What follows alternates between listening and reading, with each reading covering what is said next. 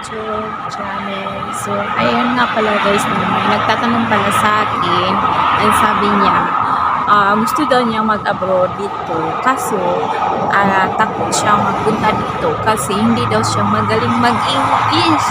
So guys, hindi po talaga matter ang pag-English. Kung basta marunong ka lang sa mga basic English ay wala kang problema. Yan, ayan. Ako po hindi po talaga ako magaling mag-English. Ayan, ang importante lang sa ulo ka ng self-introduction kasi yun po talaga ang kailangan.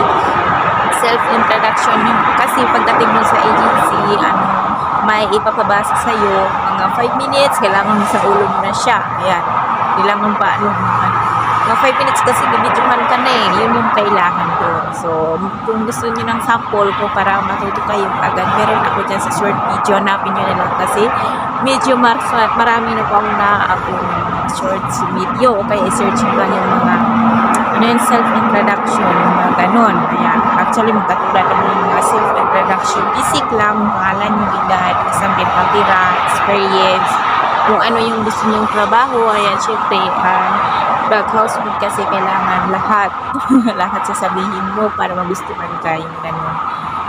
Yun lang, no, hindi naman kailangan magaling ka sa English. Ayan, ang importante marunong kang umintindi. Tsaka dito kung may experience kayo sa ibang bansa o walang problema yan kasi isa lang yung mga salita nila, magkakaintindihan naman kayo.